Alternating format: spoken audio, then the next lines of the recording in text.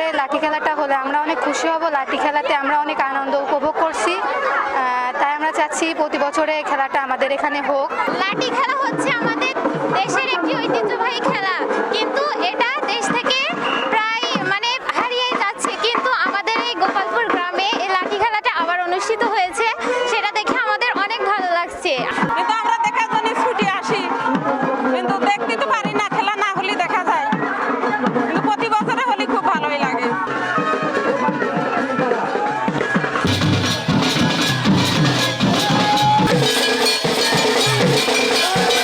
লাঠি খেলা এমন একটা খেলা প্রাচীন কাল থেকে যুগে যুগে হয়ে আসছে। আমরা এই খেলা দেখতে প্রচুর লোক হয়েছে। এই খেলা আসলে খুব জনপ্রিয় খেলা। আমার আজকে লাঠিয়াল বাহিনীর ভিতরে ঢোকা হচ্ছে 35 বছর ধরে আমি খেলা করছি। আমাদের অনেক সর্দারের সঙ্গে খেলা করছি। আমাদের বহুত সর্দার সবই মারা গেছে, এখন আর কেউ নেই। এখন আমরা এই নতুন করে সর্দার বানা আমরা খেলা করছি। 20 বছর যাবৎ এই খেলার সঙ্গে জড়িত, লাঠি খেলা করছি। আমাদের মুরব্বীরা করে গেছে। আমরা এই ঐতিহ্য ধরে রাখার জন্য অত্র এলাকাবাসী একমতে এক আত্মায় আত্মা মিশিয়ে আমরা খেলা করতেছি। আমাদের ভিতরে কোনো দ্বিধাদ্বন্দ্ব নাই, আগামী দিনেও আমরা করে যাব। আমাদের যে গভর্নমেন্টই আসুক আমাদের পাশে, খেলা করার জন্য আমাদের অনেক হেল্পের প্রয়োজন।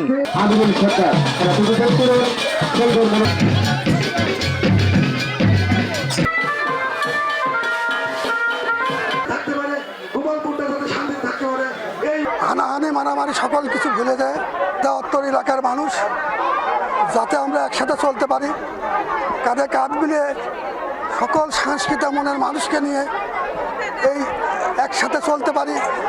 আপনারা জানেন আরেকটা জিনিস আমার উদ্দেশ্য, সেটা হচ্ছে আমাদের এই গোপালপুর গ্রাম থেকে 7 জন সর্দার, লাঠিয়াল সর্দার, এবং তার মোট হচ্ছে 56 জন খেলোয়াড় মারা যাওয়ায়, তার মধ্যে আমার নানা আছে, আমার দাদারা আছে, আমার পূর্বপুরুষের যারা আছেন, আমার মামারা আছেন। আপনার সেই স্মৃতি ধরে রাখার জন্যই আমি আমার গোপালপুর গ্রামকে এক করে গোপালপুর গ্রামের সকল দ্বিধাদ্বন্দ্ব ভুলে দেয় এই লাঠি খেলার মাধ্যম দিয়ে আমি সারা দেশবাসীকে জানাতে চাই যে আমরা যেহেতু সবাইকে নিয়ে একমতে চলার চেষ্টা করছি, পার্শ্ববর্তী যারা গ্রাম আছে সেই গ্রামগুলোই মূলত চেষ্টা করবে। আপনারা জানেন যে লাঠি খেলা বাংলাদেশের একটা ঐতিহ্যবাহী খেলা। এটা শরীরচর্চা এবং চিত্ত বিনোদনের জন্য হয়। আমরা অত্র এলাকায় এটা আয়োজন করেছি। আমাদের অত্র এলাকায় বিভিন্ন প্রতিদ্বন্দ্বী গ্রুপ ছিল, তাদের মধ্যে একটা সৌহার্দ্য সম্প্রীতি সৃষ্টির জন্য, এলাকায় যাদের শান্তি শৃঙ্খলা বজায় থাকে, সবাই একসাথে কাজ করতে পারে, এই জন্য আমরা এটার আয়োজন করেছি। এটা আসলে অনেক আগে থেকে আমাদের এলাকায় হয়ে থাকে। আমাদের দাদা নানারা এটা আয়োজন করতো।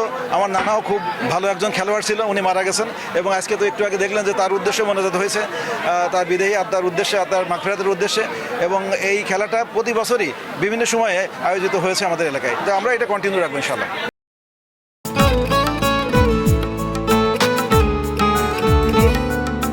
আপনার নামটা? নীলা। রাহুল। ওকে, এই মেয়েটারে তোর ভাবি সবাই কেমন লাগবে?